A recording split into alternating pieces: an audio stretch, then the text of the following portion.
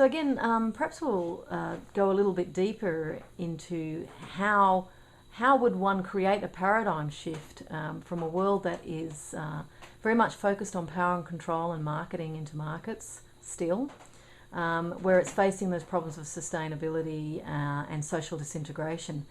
Where can we go? How can we make the changes, do you think?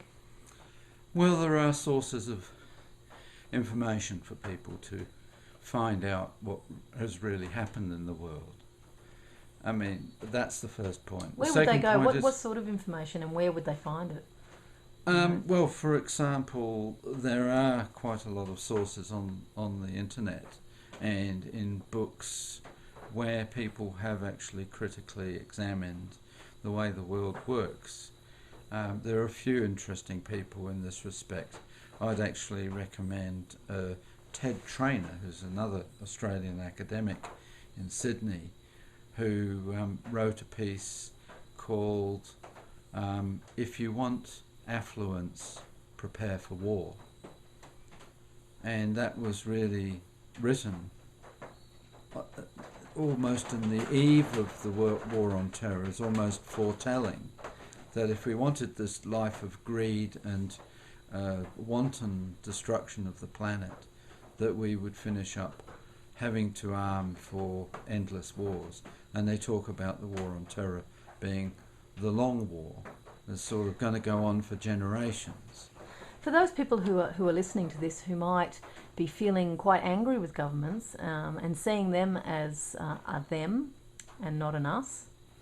It is us. We voted them in. Yes, and again, going back to that concept of, rehumanising each other, we also need to embrace our governments too and work together in a form of unity. How can people in their own lives create that paradigm shift? How can they realistically live their lives in a way that does not encourage the wars and the conflicts to continue? Well, you can live more simply. And there are plenty of things that we can go without. But really, at the root of it, if you have the vote, you can use your vote. If you live in a country where you can actually send a letter to your Member of Parliament or to the Prime Minister, or, pop an email to them on their website or something, you really have to keep at that for quite a long time. And you have to actually, when you mention about embracing your government, you also have to change some of the people who are there, because some of those people will not take the new paradigm on board. Well, what about for those people who feel it's pointless writing to government because all they get is a standard letter in return, and who aren't feeling like their voice is being heard? Are there other things that they can do in their life that will send direct signals, whether it's market signals or whether it's political or what have you?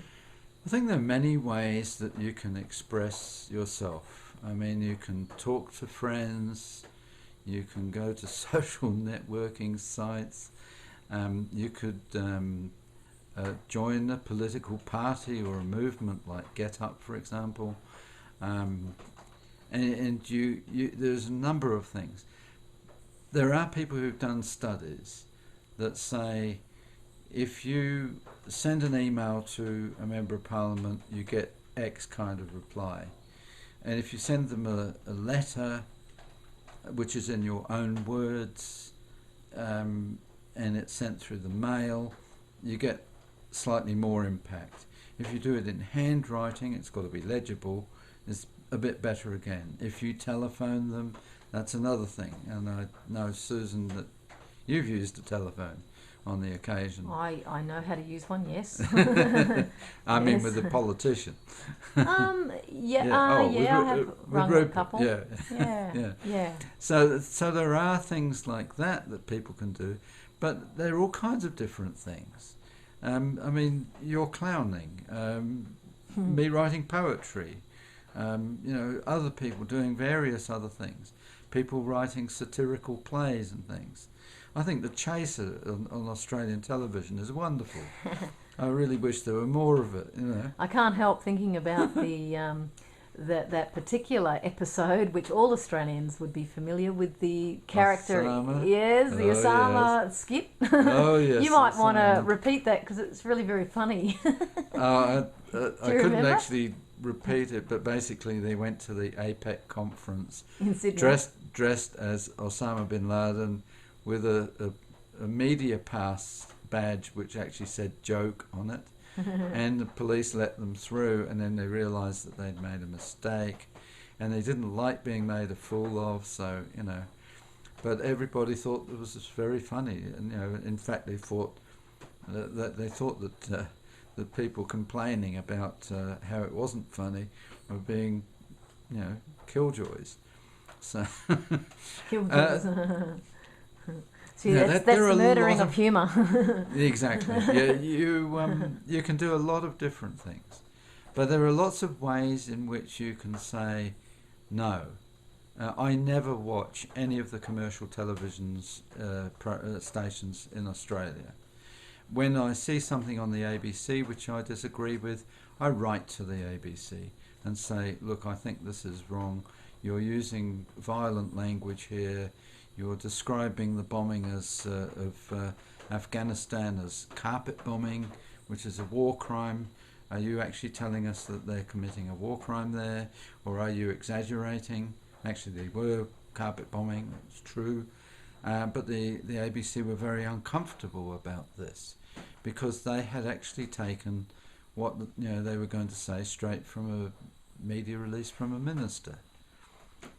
So I guess the essence of all of that is sort of like uncritical reporting, where they've just simply lifted something from somewhere else without really analysing it and in the social or community benefit.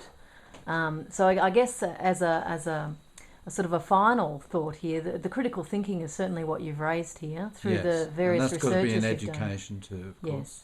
Yeah. And of course, critical thinking is just simply questioning things. Yes.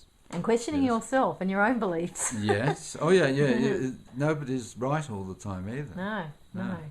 So you get to learn how to think critically when you're at school, because if you don't, if you just learn how to recite things and everything you get taught is just fact, and you never actually develop that capacity, and you really need to do that. And people should seriously be giving their children every chance to develop those skills. And perhaps humorously help them to develop those skills. Look, actually, humour actually gets a lot of messages across. And I know you get a lot of messages across which would otherwise be more confronting or more difficult to swallow for people. By making them funny, you do a wonderful job of spreading the word. And we also create unity because there is no enemy when you're really happy and you're seeing the humour in things. There is no one to oppose, but certainly we can have a voice that's critical but not divisive, I think is the key here. Well, the word enemy is a very divisive word, and by the way, I never use, in all of my writing, I never use the word enemy. No. I use the word opponent. I use the words opposing forces, and these things are very bland kind of descriptions. But the word enemy is emotive.